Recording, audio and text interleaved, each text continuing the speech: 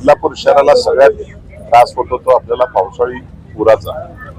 आणि संपूर्ण शहरामध्ये परिस्थिती अशी आहे की एवढं मोठं डोंगराचं पण पाणी येतंय आणि शहराचं पाणी हे पुन्हा नदीला जातंय आणि ते परत बॅक होतंय मागे।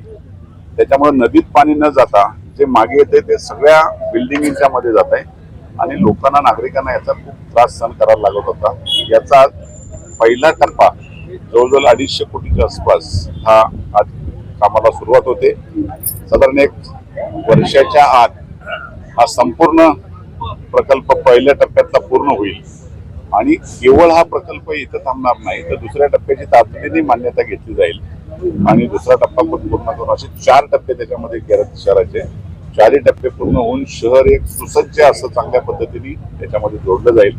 या पाण्याचा वापर खऱ्या अर्थाने याचं शुद्धीकरण करून जे आपण नवीन पद्धतीने आपल्याला जे पाण्याचा त्रास होतोय आपल्या शहराला त्यामध्ये या शुद्धीकरणाच्या माध्यमातून आपण गार्डन असतील बिल्डिंगची कामं असतील याचा पाणी पुरवठा आपण परत करण्याचा प्रयत्न करतोय। म्हणजे वेड्यावाकड्या वळणांनी ते पाणी जात आहे, कुठेही पाणी साचून राहत आहे, कुठे पुढे जात आहे, तर एक दिशा मिळेल पाण्याला सुद्धा आणि व्यवस्थित असं दिशा मिळाल्यानंतर पाणी जे आहे ते शुद्धीकरणाच्या प्लांट पर्यंत व्यवस्थित पोहोचेल आणि ते पाणी शुद्ध करून पुन्हा नदीमध्ये न सोडता पुन्हा आपल्या शहरातील झाडाझुडपांना किंवा इतर ठिकाणी जिथे गरज आहे अशा ठिकाणी ते पाणी वापरलं जाणार आहे।